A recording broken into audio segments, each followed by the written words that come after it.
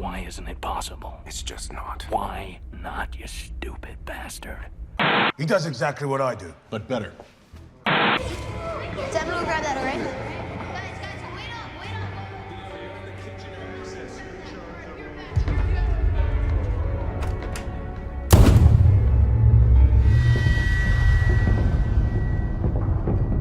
No.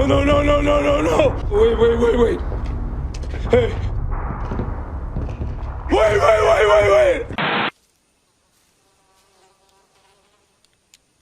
That is one big pile of shit.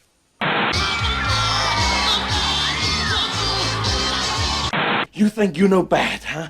You're a fucking choir boy compared to me! A choir boy! You French pig!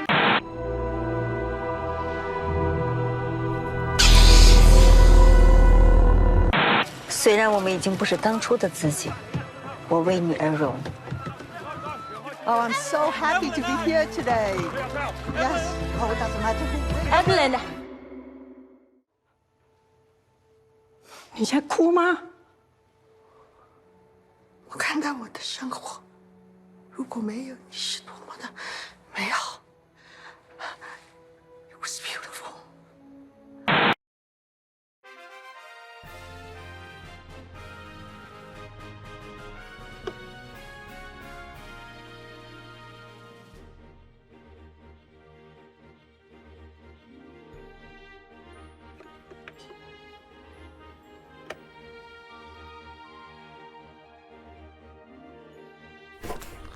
So, Pokemon X and Y for the 3DS.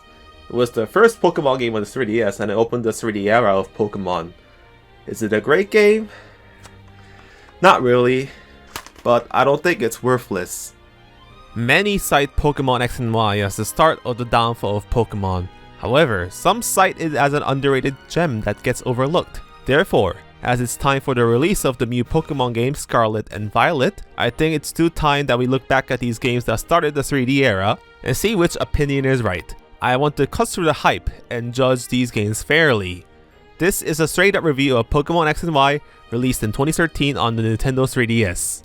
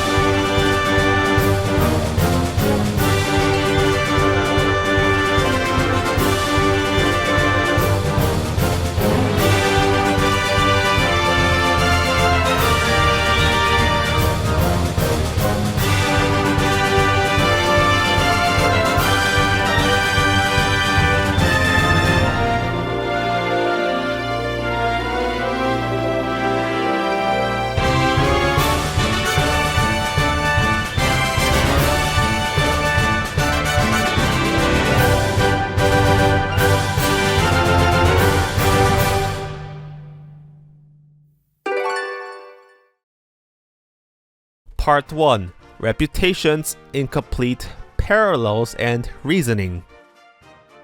Unlike my other reviews where I usually talk about the positives of a game first and go on to negatives, for this video, I will address the negative aspects of X and Y first. Why? Well, Generation 6 has a bad reputation among fans. I think X and Y is neglected and forgotten by most of the fandom. Hell, I think even the animes were popular in the games. Like Google Pokemon XY, you'll get more results about the anime than the actual games. The biggest problem with this game in my opinion is, unlike bad modern Pokemon games, it's not that there is bad stuff in it or there were some really dumb or baffling creative decisions, but that the game feels not done. Sort of like a hamburger that was cooked by an excellent chef, but the electricity suddenly went out in the kitchen halfway through cooking and you have to eat the patty raw. This game needed at least half a year more of development. Still though, all Pokemon games, even the worst ones, had potential to be excellent, but X and Y is the most tragic to me. Kalos has so much potential, but so much of it was squandered. Actually, X and Y are very similar games to Diamond and Pearl. Both are first dual games on a console, both ushered in a new age of graphics over Pokemon, Diamond and Pearl introducing half 3D, and X and Y introducing full 3D. But the parallels don't end there. Both feature very similar lame villains, both feature champions that are very bad and don't do anything except look cool. And most of all, both feel like incomplete games and more like graphical beta tests. Difference is Diamond and Pearl got Pokemon Platinum, a game that fixed almost all issues of the OG based games. A truly wonderful game that basically saved Sinnoh and the franchise, which I've detailed wonderfully in a video in the past, shameless plug, that RCA completely ignored a decade and a half later. What's the difference between you and me? I'm not wearing hockey pads. X and Y clearly was setting up for a Pokemon Z. Kalos needed a third game, or a DLC, or sequel, or something that finished the region, an ultimate Kalos game, but we never got a Pokemon Z. Isn't it just a shame Kalos is the only region in the franchise that got visited once?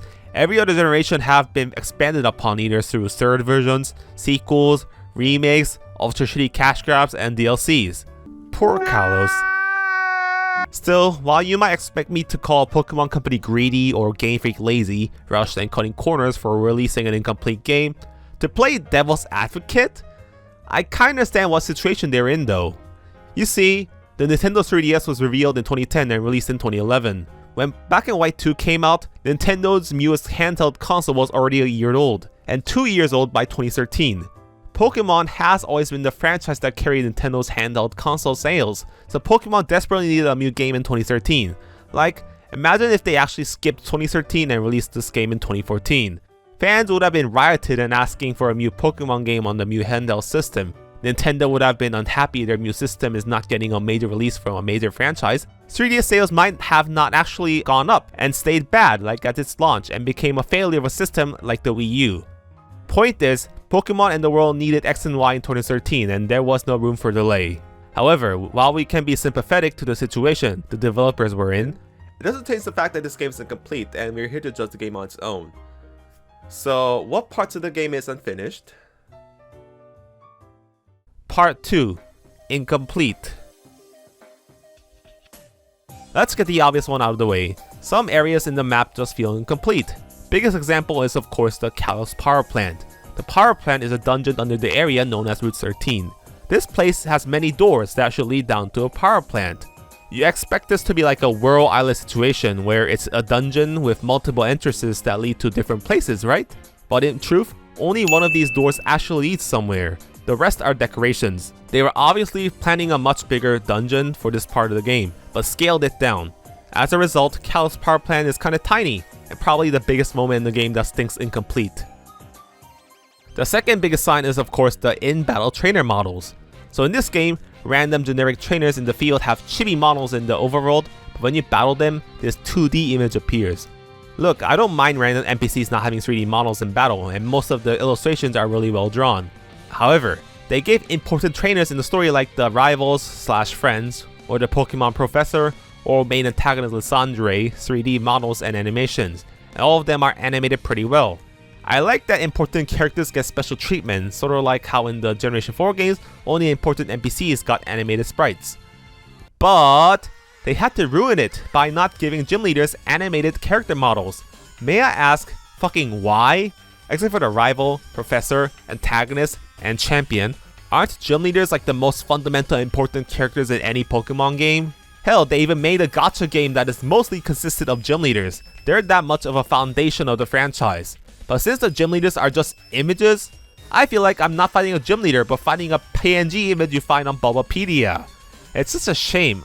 Couldn't they just make 8 more gym leader models and 4 more Elite 4 models? Probably the most offensive is that the champion Diantha ended up just getting an image too. Why? Why the hell is the fucking final boss of the game not a 3D model? What's more perplexing is that for some reason, every Team Flare member has 3D models. Not just the leader, but admins, but the grunts too? Like, why the hell does a random Flare grunt get one and gym leaders don't? What's worse is that unlike traditional teams where there's a leader, admin, and grunt, Team Flare is diverse as hell. There is leader Red Cyrus, then there are these bland admins with names that even a die-hard Pokemon fan won't be able to remember with a gun to their head. There's the Chorus and Tierno's love child.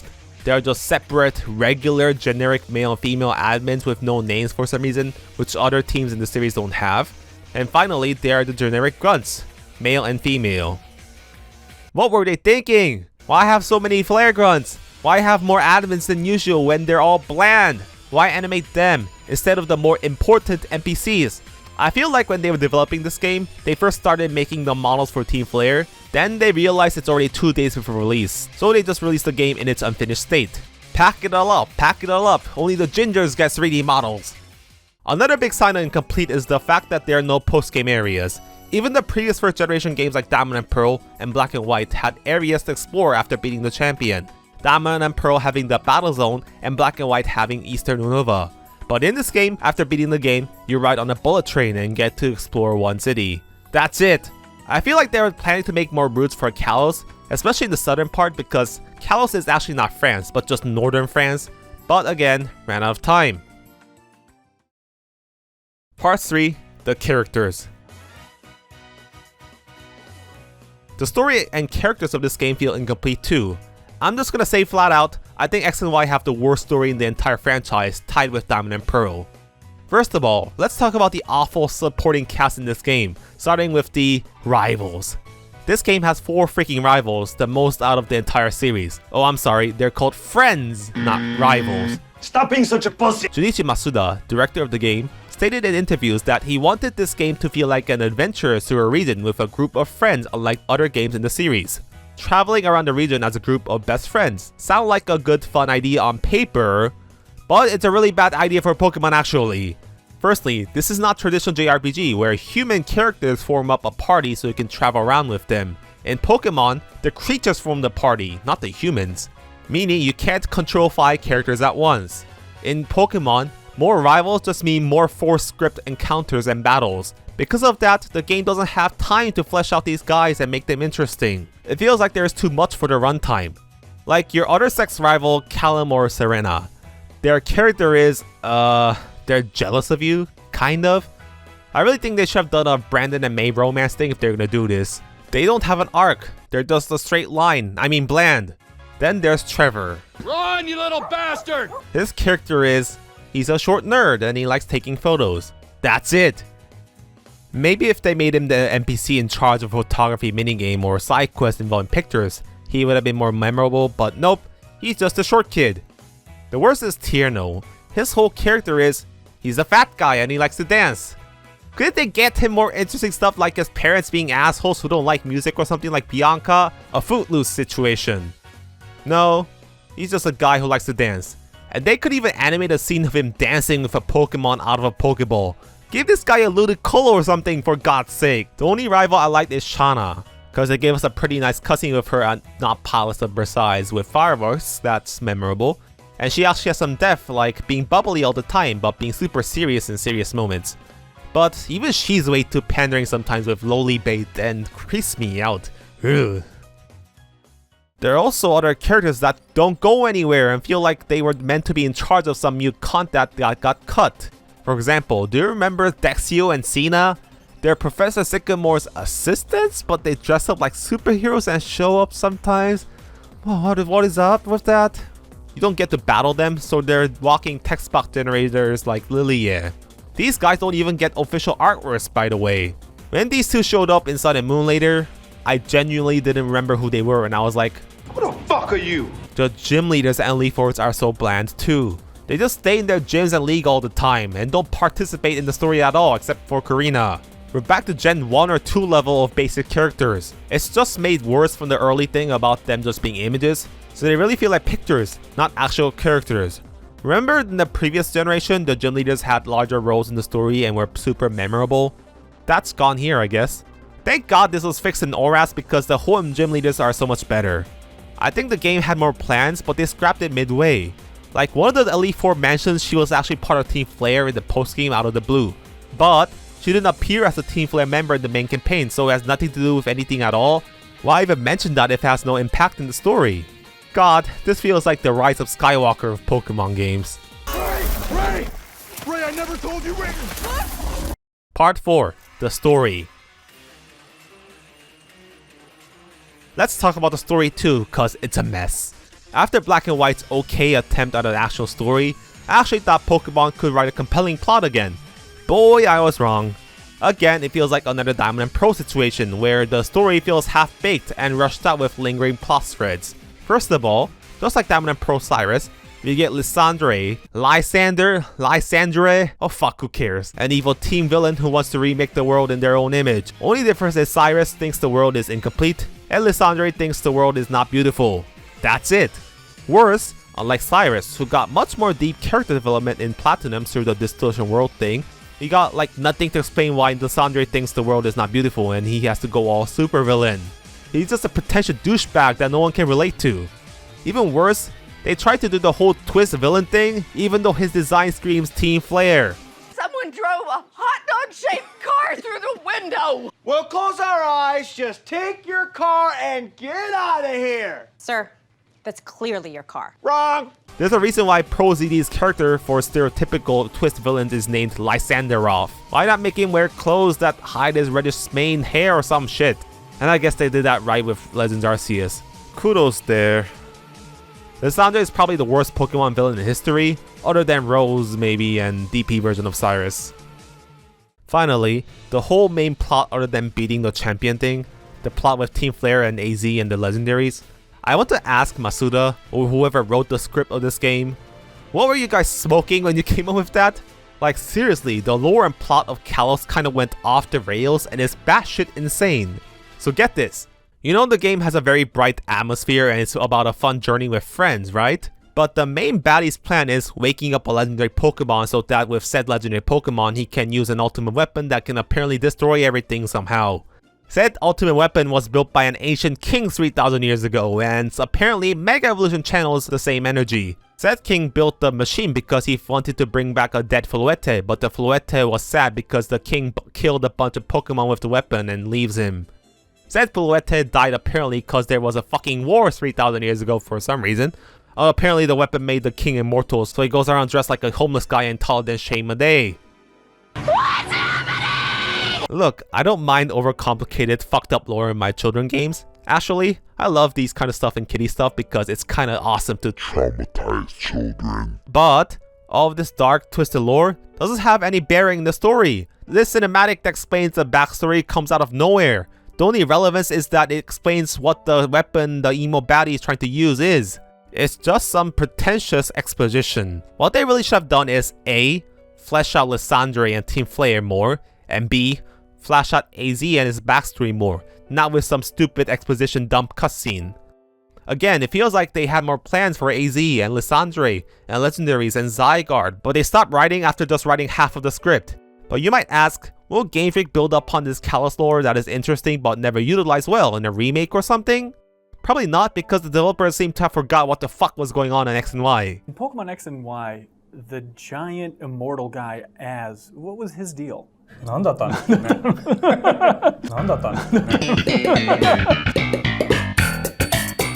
Still, there are some story moments I like. I like the part where all of your friends gather for the final time at this bridge and battle everyone.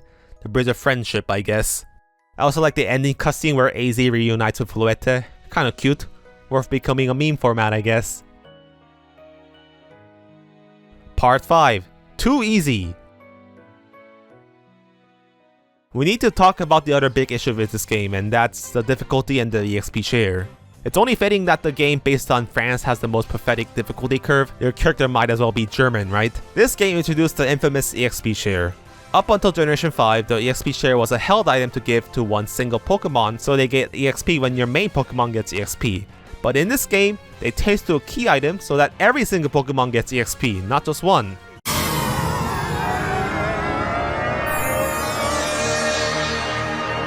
So actually I don't have a problem with that.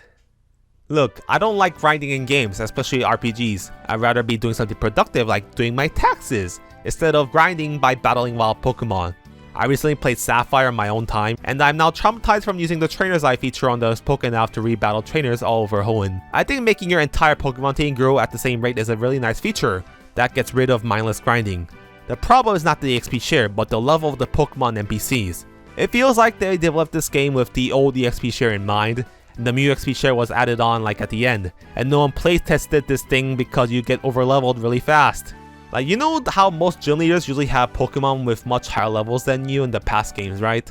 Not in this game. Your entire team will usually have a higher level than the gym leader's ace Pokemons. It's not just the levels. The final gym leader, Wulfric, is laughably weak as he only uses 3 Pokemon, and one of his Pokemon only has 3 moves. The Elite Four only uses 4 Pokemon each. They don't even have rematch teams. None of the gym leaders use Mega Evolution in their battles too. I think only 3 NPCs in the game use Mega Evolution. Were the developers thinking we would be scared by it or something? I actually think Junichi Masuda or someone at Game Freak purposely made this game easy because it's the first game on a new console and the first 3D game that will attract a lot of new players. I think they wanted X and Y to be baby's first Pokemon or appeal to casual fans here. I don't know if this is a correct strategy that will make the game sell more in a business sense, but as a gamer, piss easy games are not something I want. At least they fix this problem in the next generation. Pokemon Sun and Moon might be many things, but I think it's the best game in the series in terms of difficulty balancing. The game has the modern EXP share, but the bosses in the game have high levels and is a pretty difficult game, even with the EXP share on. No grinding required, but still challenging, fair and square. But then they broke it again in the next generation with Sword and Shield, and they made it worse by forcing the EXP share on at all times, because they couldn't trust the player making decisions, I guess. Classic Game Freak. Interlude. From all this bad stuff I just talked about in this video, you might think Pokemon X and Y is a shit show and I would hate this game. But I actually do not hate this game. I actually quite enjoy the game, and I enjoy it more than some Gen 3 and 4 games like Ruby and Sapphire or Fire Red and Leaf Green. Confession time. I only played Pokemon X and Y twice in my life. First time when it came out in 2013, and second time recently in the preparation for this review. So I have forgotten all the good stuff that was in this game while playing it in 2022. And I actually had a lot of fun playing it while on camera as a live Nuzlocke run recently. I had fun playing a Pokemon game, fucking shocker, right? What I'm saying is, while there was bad stuff in it, like any other Pokemon game, it wasn't enough to break my enjoyment of the game. And I would dare say, there was plenty of effort put into this game. Look, I don't mind the story being incomplete or broken, as long as it's not insulting to my intelligence, or doesn't bombard me with unskippable lazy cutscenes with god-awful dialogue. Pokemon X and Y don't have much of that, thankfully. Because Pokemon games aren't really about the story, it's more about having a fun experience. And most of the bad stuff about X and Y are story related, so it's not a deal breaker for me. Also, I don't mind playing easy games that much compared to other people, so the easy difficulty is not something that will make me hate the game either. But note that this is all personal and subjective. So, let's now talk about the things that worked in the game, at least for me. Starting with, let's face it, this game is really a tech demo for 3D Pokemon games and is the main highlight and focus of the game. So let's talk about the graphics. Part 6, the graphics of Pokemon. Possibly the biggest hot take in the video. I think Pokemon X and Y is the best looking 3D Pokemon game period, tied with Omega Ruby and Alpha Sapphire. Yeah, I genuinely think Generation 6 had the best graphics in the entire franchise. Why? The answer is quite simple. Because it tries not to fucking overextend itself.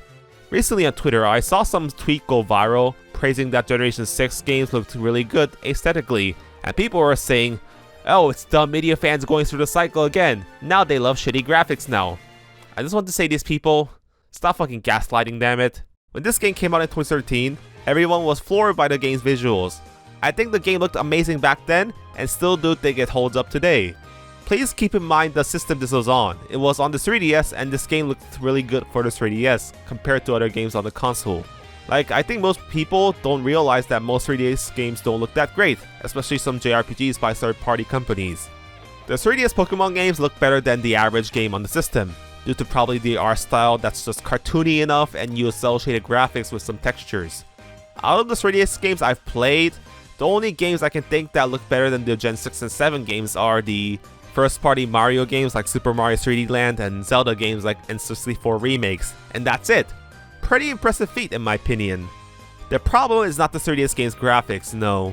The problem Pokemon fans have is that the graphics stopped advancing after reaching the 3DS. Game Freak have been reusing the same fucking models and animations starting with X and Y till the latest Scarlet and Violet. That's almost a fucking decade now. It's like if Nintendo made Ocarina of Time and kept using the same Link model till Twilight Princess, and Game Freak kept using the 8-bit sprites from Gold and Silver till Black and White. Anyways, the Pokemon models look good for their time in my opinion. Keep in mind, this is the first time for most people seeing Pokemon creatures in 3D. Yeah, there were console spin-off games like Colosseum, but the majority of gamers have never played that. It's hard to imagine right now and what it felt like in 2013, but we went from this to this, so the jump in graphics felt overwhelmingly huge. To share some of my memories of this game, I was amazed to see all my favorite Pokemon from the old games in 3D.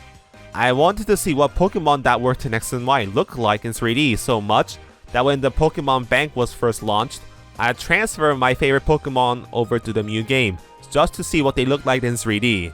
I even went to the effort of bringing over shiny Editmons because I wanted to see them in 3D too. Boy, didn't I think I would see these models for the next 10 years. Only problem people have with this game's graphics is the 3D. Not the 3D graphics, the stereoscopic 3D.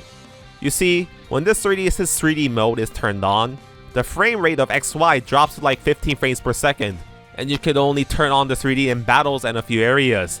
But who the fuck cares about 3D? It's a shitty gimmick of the 3DS, which was the worst aspect of the system that only weirdos liked anyways.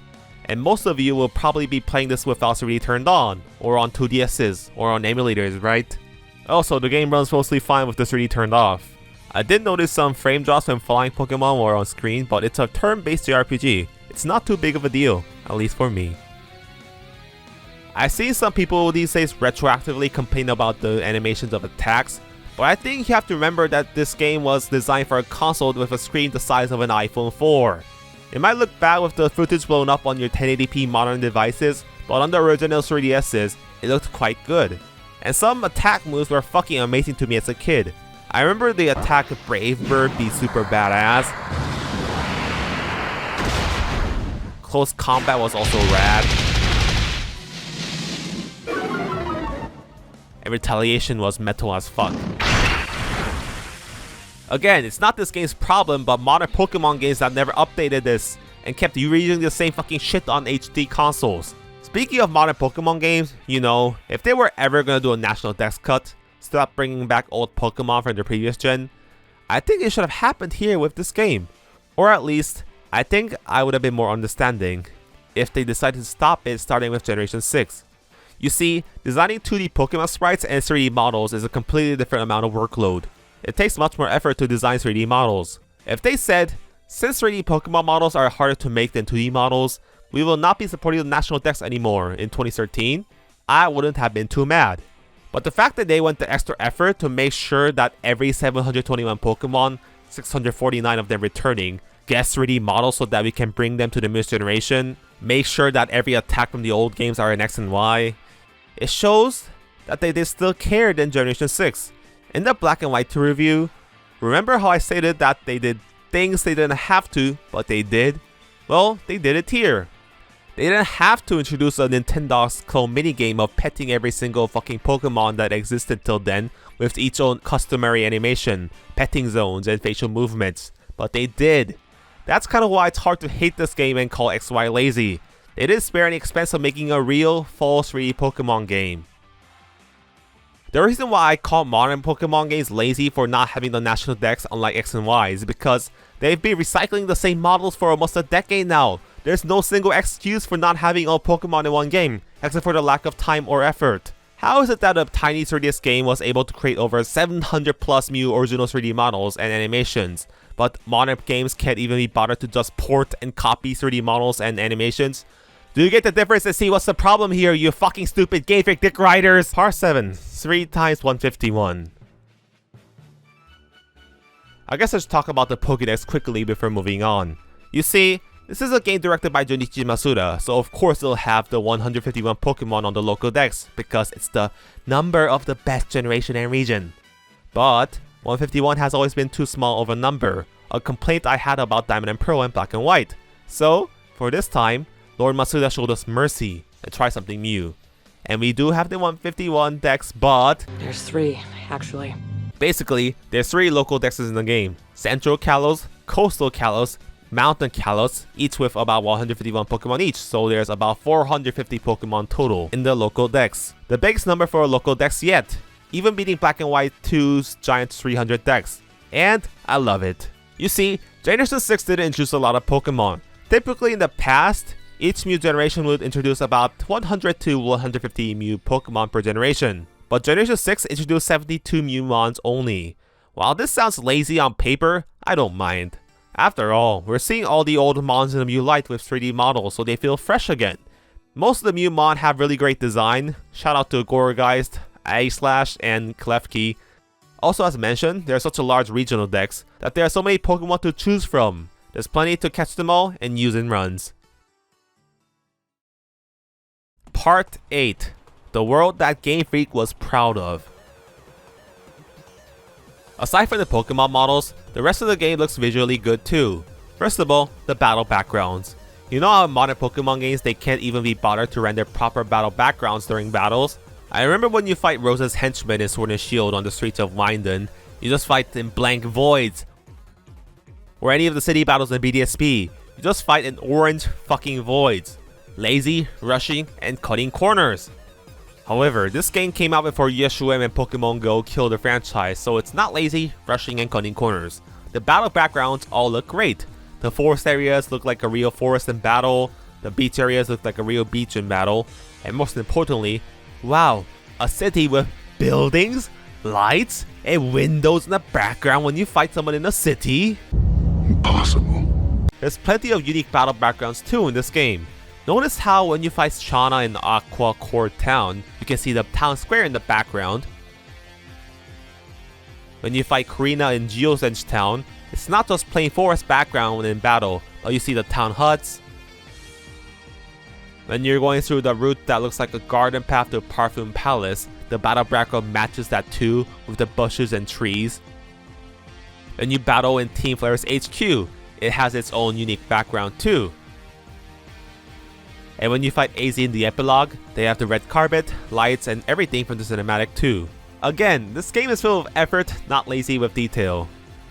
Just compare the details of the Battle of the Bridges. In X and Y, when you have your friendship battle on the bridge, you fight on an actual bridge in battle. In the critically acclaimed remakes Brilliant Diamond and Shining Pearl, when you fight Barry on the bridge of Canalave, it's fog mist because modeling a cannon will be too much work for LCA. In modern Pokemon games, it feels like at least the developers are conscious about how embarrassing their games look visually. But back in 2013, when you played XY and ORAS, you can feel the developers are proud of how the game looks and runs. Game Freak was proud of the graphics. There was even a photo shoot mode where you can pose in front of the game's scenery. They were that proud. They tried to show off the game's visuals with cool effects like when you first enter Olympia's gym. This is straight up Super Mario Galaxy shit right here. Or when you enter an Elite Four room.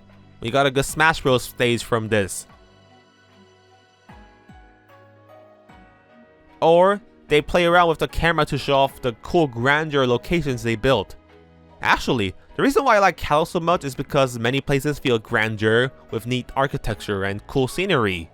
Places like Anistar City with Sundial, or Shallow City's Tower of Mastery, or Parfum Palace's garden with statues and fireworks are so well intricately designed, and these places look better than all of the Generation 8 games combined. There are places that use the camera's angle cleverly to showcase the design of the world just like the previous generation, and there are just so many vistas I love in this game. I also want to give a shout out to just solid map design of Kalos. It pains me to say that modern Pokemon has basically given up on proper world and map design. It's just empty open fields with zero reason to explore or linear paths that a lab rat can beat. Kalos is different. I don't know if any fans will get offended from saying this, but I think Kalos has about as good map design as Sinnoh or Unova. This generation still followed a tile-based world in most areas, and overall, most of the route design is classic Pokemon excellency. Plenty of routes with optional paths with items at the end, with some being unlocked through HM moves. There are also great dungeons with each being pretty unique, some having a cool gimmick like Reflection Cave where you have to use mirrors to progress, classic industrial dungeon like Pokeball Factory, actual classic ice puzzles that require brain cells made harder this time because you can use diagonal controls, and classic caves like Terminus Cave that you can actually get lost in and need to Google a map online. Bottom line, this game is so much fun to explore. This game actually has some great cinematic cutscenes too that I would argue look better than Gen 5 games. The scenes involving the legendaries like Xerneas and Yveltal's awakening are animated great, and the final ending cutscene with AZ and the celebration looks greater than anything Shigeru Omori's babies pulled off in the following generations. Like, see the main character fucking emoting? How do we backtrack so much in the next generation with blank fish-eyed Selene? It is evolving, just backwards. Part 9, so French. What I also love about this game is Kalos region itself. Kalos might be the most culturally unique and memorable region in the series. Kalos is so fucking French. You French pig! Okay, some disclaimers. I've never been to France in my life. The only European countries I've ever been to are the United Kingdoms, which was a miserable experience, and the Netherlands with Amsterdam. So I have no fucking clue if this game represented France well. French people, let me know in the comments. Anyways, every Pokemon region had a theme up until that point. Kanto was science, Johto was history, Hoenn was nature, Sinnoh was existence, Unova was truth and ideals, and Kalos is beauty and fashion. Suiting for France, I don't know, but they did a great job serving up to that theme. We have an entire antagonist team obsessed with fashion and beauty. The main antagonist is a psychopath obsessed with beauty. The professor is one beautiful hunky guy. One of the biggest gimmicks in the game is character customization. There are other features in the game dealing with beauty like the PR studios, decorating your dog. Remember in the Black and White review I complained about how Unova was half-assed at trying to feel like New York and America? Well, this game is fully committed to make it feel like France, or at least the image of France Japanese people have in their minds. There are so many restaurants and cafes in the game. The main city is literally shaped like Paris with all the buildings looking like Paris, and the gym is literally Eiffel Tower. You can work at a high-class hotel. You can meet butlers and maids. You can battle people and become knights and barons and shit. The route names have French names. Some of the NPCs even talk in French. They're also committed that there's stupid little detail like being constantly asked to tip after doing something. It doesn't have any effect in gameplay except change some of the dialogue, but you can just waste money and tip. I love this kind of stupid detail in games. It's completely unnecessary, but it makes the game unique and lovable. The only problem I have is the champion Diantha. She just, hey, what if Audrey Hepburn was a Pokemon character? They have the exact same damn looks and hair, it's not a coincidence. But when I think of France, I think of Napoleon or Joan of Arc, not fucking Audrey Hepburn. A famous actress who was born in Belgium who had British citizenship and worked in American Hollywood is a French champion. Makes a lot of sense to me. Part 10, my dress-up Pokemon trainer. One of the biggest known facts about Pokemon X and Y is that there is little to do after the post-game. And that is only half true really. Yeah, there are no post-game areas to explore, no Battle Frontier or World Tournament to grind hundreds of hours into. Where is it? But there's something else. You see, if you just care about the main core RPG mechanic about Pokemon, X and Y is a pretty lousy game. But there's something else that's in the game that's frankly wonderful, that has nothing to do with battling and catching Pokemon. That is of course the fucking trainer character customization. X and Y introduced character customization into the series, and it became a series staple feature after X and Y, appearing in almost every subsequent release. I would argue that X and Y still have the best character customization in the series, at least in the time of making of this video. Yes, even better than Sun and Moon and Sword and Shield. I don't know, I'm not a big fashion guy, so it's kinda hard to explain, but just the overall clothes option in Kalos is so much better. Like, Alola's clothes were just dumb kid clothes, but Kalos is so much fashionable and high class. Smartly, they have a lot of premium clothes in the game, and buying them is a quest of its own. First, these clothes are just really expensive, so prepare to grind with the amulet coin. Clothes sold in shops are different based on what day it is in the week. There's this clothing shop in Lumio City that you cannot enter until you rack up style points. There are also hair options you have to grind to unlock, and yada yada, and you get my point. For fun, on stream, I tried to have my character dress up exactly like Serena's recent appearance in the Pokemon Journeys anime. If anyone wants to try this, you can follow this tutorial. You need the Felt Hat Grey, which you can buy at Lumio City on Wednesday and Friday. You need the Sleeveless Turtleneck Black, you can buy at Snowbell City on Mondays and Wednesdays. You need the Pleated Kilt Skirt Red, you can buy at Lumio City on Tuesday and Sunday. You need the Zipped Boots Black, you can buy at Snowbell City on Wednesday, Friday, and the weekends. And a matching haircut at the salon with the bob haircut. And voila! You have Anime Serena. This all costs 179,000 Pokédollars, not counting haircut. As you can tell how rich this fucking kid is. Still, some of these clothes feel a bit sussy. Jesus, how short is that skirt?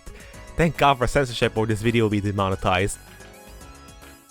I also like that you can show off your own personal character customization with this thing called PR Studios. Basically, you can create a basic short film by putting on makeup, having poses, choosing background, choosing music, choosing a Pokemon to do poses, choosing characters' facial emotions, choosing dialogue. Also, you can unlock more features with style points and... you get my point? This game might lack a lot of stuff, but there's so much effort put into little detail like this, it's astounding.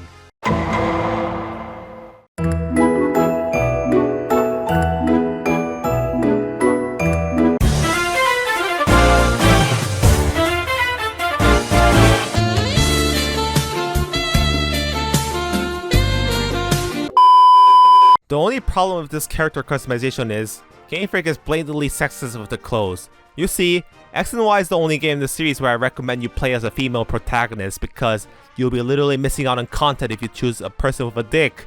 It's because females have like double the amount of character customization. More hairstyles, more clothes. Females can wear both skirt and pants, but males can only wear pants only. Not biased towards female protagonists, are we, Game Freak? Anyways, I feel like there is one big new feature about the game I'm forgetting. What was it? Oh, right. Part 11, Mega Evolved.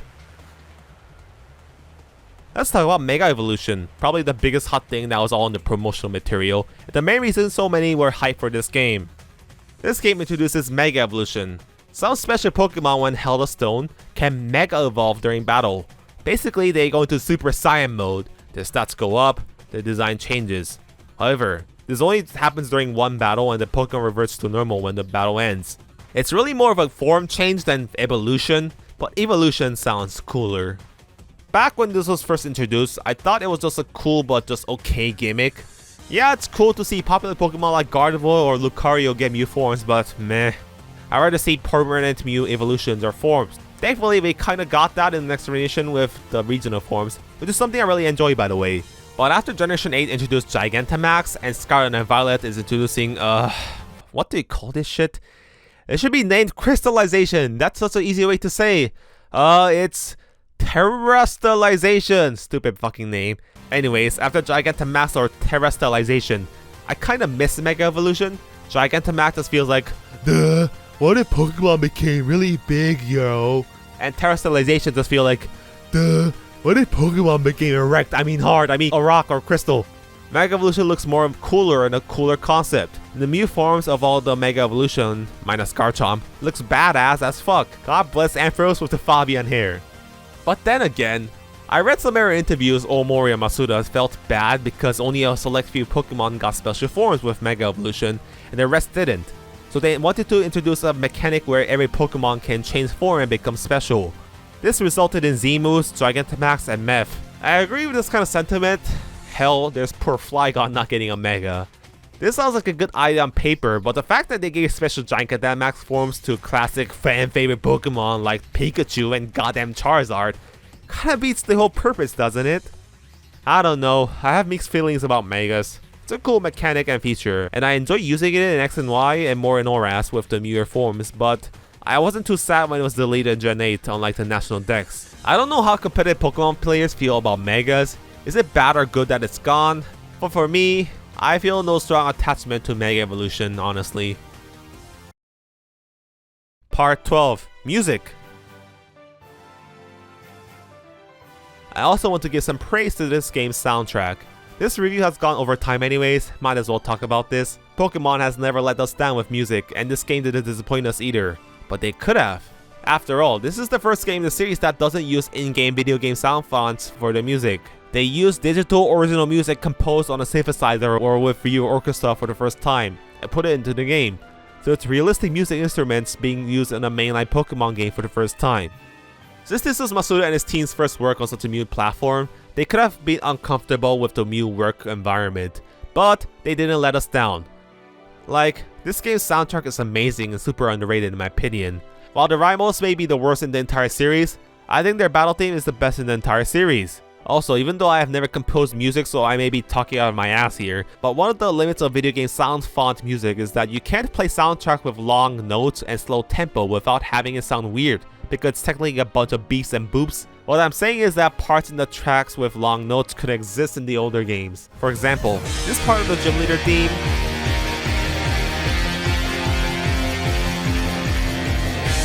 or this part in the rival theme,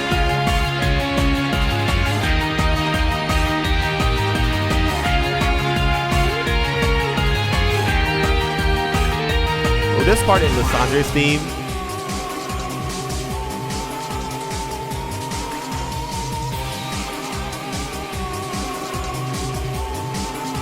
would have sounded bad in the older games. It seems Masuda and his team viewed this about the new hardware and used it to their full advantage. I also appreciate that there's a lot of soundtracks that try to sound modern with crazy synth noises.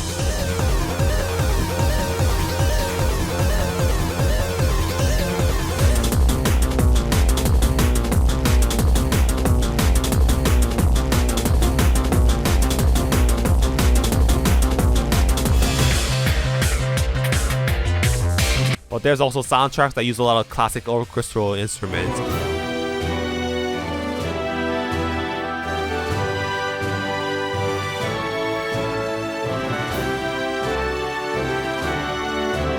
Pokemon X and Y was the beginning of a new era too for the music of the franchise, and I would say it was a strong start. Part 13, Minor Things. Lightning round with minor stuff in the games. X and Y have the fastest tutorial in the series. I might love this game just for this fact. I love how the game gives you the Pokédex starter and everything you need at the beginning, and you're right off on your adventure right away. I think this was put in the game because some people complain about Black and White's long tutorial that lasted till Castelia City. That's great and all, but how the fuck did they completely backtrack this achievement with the next installment after XY? Omori, you don't need to explain every fucking mechanic in the game with long drawn out cutscenes with lazy animation. Jesus Christ, I'm having First Island flashback with the Gen 7 games. I love the skates you get. Basically, you can use skates instead of walking with the 3DS's analog stick. It controls really well and has a very unique different feeling from the classic bikes. You can also learn tricks, and there are routes designed with skate tricks in mind. It's overall great. I don't know why this was not returned in later installments. This game also introduced a new type to the series, the Fairy type. While I was perplexed why did they go with a Light type, after all Dark type exists, but still, I like that Fairy type was designed to nerf OP types such as Dragon and Dark types, but was also used to boost the Poison and Steel type. Only complaint I have is why is Delphox not a Fairy type? It's literally a fucking witch and uses magic-esque moves. It's something from a fairy tale. I feel like they originally were planning that, but they were worried players were gonna get confused because it was a new type. Trust the players more, Masuda! X and Y had the best online system, period. I like how the entire bottom screen was reserved for the online system. The UI is really well made and designed. It's super easy to use. There's no bullshit confusing shit like Sea-Gear or Festival Plaza or Rotom-Phone or Fuck-a-Phone. Simple, concise, and easy to use. X and Y has such a good online system. This was the only generation in my life that I actually tried getting into competitive Pokemon, because battling online with random people was really fun. It's just a shame that Game Freak basically abandoned moderation as soon as Gen 7 came out, and now Gen 6's online system is just filled with hackers, and Nintendo's probably gonna cut the service in a few months. RIP. Horde battles are a new feature. You can sometimes battle 5 wild Pokemon at once. This is a meh feature. Since there's 5, the wild Pokemon usually have low levels, so it's easy, but super boring to get rid of them one by one. Maybe it was just an experiment to see what the players would think, and I didn't like it. Riding Pokemon is a thing in this game, but it's also meh. People have been asking for riding Pokemon since like Gen 2 or something, and you can finally do that in this game. Problem is, you can only ride them in certain areas for limited times. It does feel like an experimental gimmick. Worst, that fucking desert section of the Pokemon moves so fucking slow. Move your ass! At least they made it to a full feature in Sun and Moon, and perfected it in the Let's Go games. Pokemon got Mew cries. Every Pokemon have updated cries and sound different from Generation 5. I am divided. While I think Generation 1 and 2 Pokemon needed Mew cries because they didn't sound like animals due to them being 8-bit noises, I think Gen 3 to 5 Pokemon didn't need Mew cries. Some of them were straight up butchered. I really hate Kyogre's Mew cry.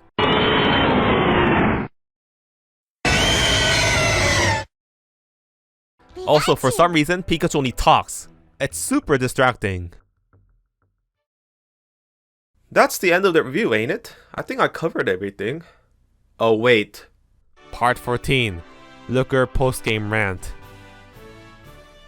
I thought about skipping this part of the game for the review, but I think I should at least talk about it because retroactively, this might be the biggest legacy Pokemon X and Y left to the series for years to come.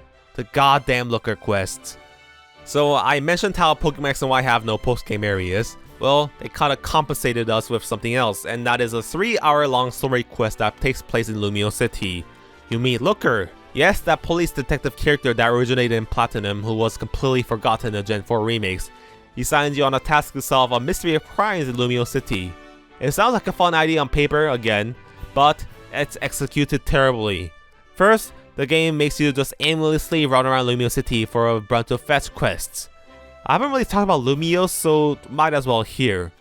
Lumiose City is impressive. It's a huge city, and possibly the only city in the entire franchise that felt like a real city. Lumiose City looks like a real city. Feels more realistic and looks better than Holy City in Alola, Wyndon in Galar, or Jube Dead Village in Hisui. There's so much fucking stuff to do, facilities, and NPCs walking around in the city. It's Castelia City upgraded. The problem is that there is no minimap, and it's a big problem. You get so lost easily, and a lot of the city looks quite the same, so it's really confusing where you're going. Also, it's circularly shaped, so you'll go around in literal circles. There's a shit ton of hidden alleyways. It's the only Pokemon City where you can get lost in. Lumiose's problem is that it's too big for the system it was on. It should have been on a system where we could control the camera and feature a minimap so we can know where the fuck we are. Bottom line, it's a mess to navigate through this place. Anyways, Looker makes you do fetch quests in this literal Minotaur labyrinth. You get lost so easily, and most of the time you're backtracking to places. Worst of all, the game keeps making you visit old areas, just to see lazy animated cutscenes with ham-fisted overly long dialogue. I'm gonna assume this part of the game was ghostwritten by Shigeru Mori, because it smells of everything about the games he directed. We have uninteresting, bloated out dialogue cutscenes no one cares about. Also, another trademark of director Omori, just like the future Zinnia, Lily, and Marnie. The main character becomes a side character and the story focuses around a different character, this time Emma. It's some bullshit, lazily written, uninteresting tale about Zerasig of Team Flare trying to put her in a suit to mind control her and what? There's a reason why no one talks about Emma and have been completely forgotten about the community and the developers. She's that forgettable and her story is uninteresting. And this whole Looker quest is easily the worst part of the entire game. It was the only part of the game that genuinely made me upset and pissed me off while playing on stream because it was so boring. The game was frustratingly vague on where to go in Lumiose, and I had to backtrack to so many places for 3 hours straight. The reason why I talk about this part of the game is because it was an eye-opening experience for me. This Looker side quest will become the blueprint for the next 10 years in the Pokemon series. Think about it. ORAS tried the same thing with the post-game that was only made interesting due to the ending, the Delta episode. Sun and Moon's entire story became about Lilia's annoying quest about mommy issues. Sword and Shield, Legends Arceus will be filled with lazily animated cutscenes that drag on forever that you can't skip, which makes playing it a pain in the ass, just like X and Y's Looker quest. This, my fellow Jerrycans, is the root of all evil. The seed that started it all. Part 15. What would Pokemon Z be like? Anyways, back to missed potentials. I think I'll talk about what Pokemon Z would have been like if it was ever made. Another time, another parallel universe where different decisions were made and things went right.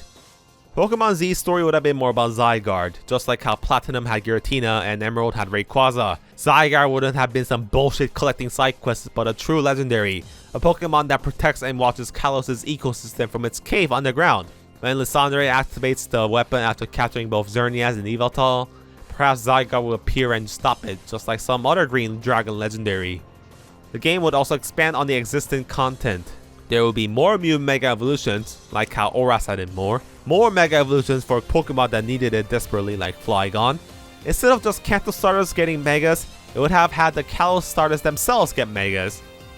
Moreover, more clothes for clothing options. Both male and female get equal amount of character customization. The Battle Mesa in Kilo City would be expanded into a real battle frontier. There will be more areas to explore in Kalos, sort of like how Black and White 2 expanded Unova. The story will be changed so the rivals would have more stuff to do in the game rather than be annoying time wasters. They will have proper arcs. The Tsundere will get more backstory and depth and will be written better. AZ will have more stuff to do in the story rather than just be stuck in prison. Diantha will actively participate in the story and help the player, sort of like how Cynthia did jack shit in DP but helped out properly in Platinum. Problems will be fixed. Gym leaders, Elite Fours, and champions will get proper 3D animations when battled. Areas like the power plant will be finished. The difficulty will go up. Either all gym leaders and Elite Four will use Mega Evolution Pokemon as their ace Pokemon, or at least they will use them in rematches. The level curve will be raised, so the game is not a cakewalk with the EXP share on. These are all realistic expectations. I just listed out things Surge Games in the past did in the series. If they just invested one more year to make this game and release it in 2015 or 2016. If Pokemon Z was real, I think Pokemon Z could have been one of my favorite games in the entire series, and it would have proudly stood alongside Crystal, Emerald, and Platinum as the Surge games that are the best in the entire franchise. But again, that is another world, another time, another life.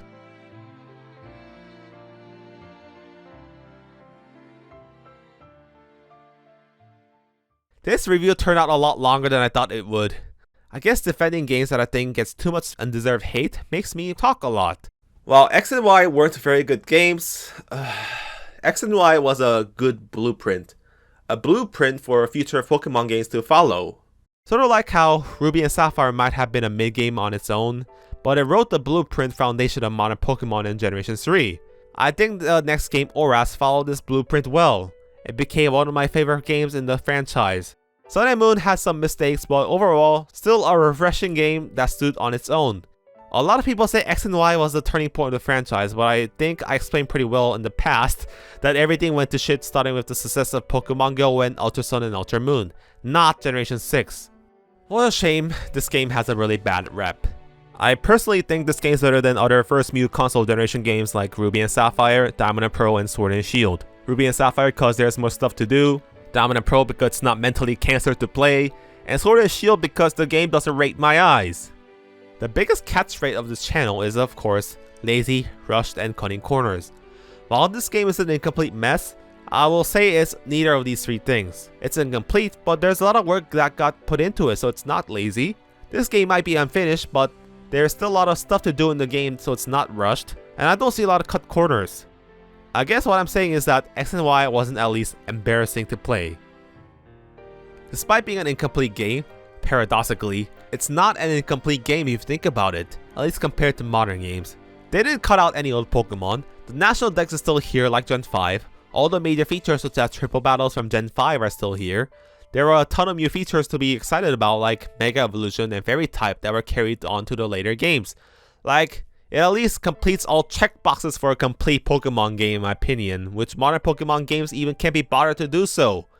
I think Kalos has a bad rep because it came out after the best Pokemon game that ever existed, actually Scratched Out, a series of excellent 4 Pokemon games. So you cannot help but compare it to the previous gen games. Black and White 2 had the most content in a game ever in Pokemon history, and the next game, X and Y, is back to basic generation starting game. Of course this game wouldn't have another Pokemon War tournament. Of course this game wouldn't have 2 regions. I don't know about you guys, but despite it being 3D, Pokemon X and Y still feels like a classic era Pokemon game to me. For now, it's the last original game in the series that has everything in the classic Pokemon formula, such as Classic 8 gyms, 4 Elite Four, Champion, Standard Rivals, Villain Team and Boss, and Victory Road. Before the overuse of lazy cutscenes, before the era of bad lazy overworld design, before the era of barely trying. I guess the only thing we can hope for is for fans to make a really good ROM hack or a remake that fixes all issues of Kalos. I want Pokemon XZ and YZ for Generation 10 or 11 if you know what I mean. But that will never happen. As we all know, Alcia is lining up Unova to pulverize and ruin, and Kalos will be up next after that. Faithful remake that adds nothing while keeping everything unfinished like the power plant same coming up in 2026. Hooray! Fuck. I guess I'll see you in Pokemon Scarlet Fever and Violated Violet.